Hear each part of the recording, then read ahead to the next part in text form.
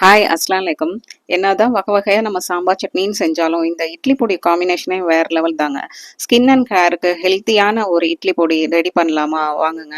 நான் வெள்ளை உளுந்து எடுத்திருக்கேன், நீங்கள் கருப்பு உளுந்து கூட எடுத்துக்கலாம். இது கடலப்பருப்பு, வேர்க்கடலை, பொட்டுக்கடலை, கருப்பெல்லு எடுத்திருக்கேன், நீங்கள் வெள்ளையில கூட சேர்த்துக்கலாம்.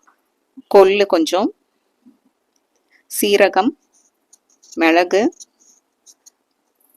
ஆலி விதை. இதோட மெஷர்மெண்ட் எல்லாமே நான் டிஸ்கிரிப்ஷனில் கொடுத்துருக்கேங்க. இது பூசணி விதை.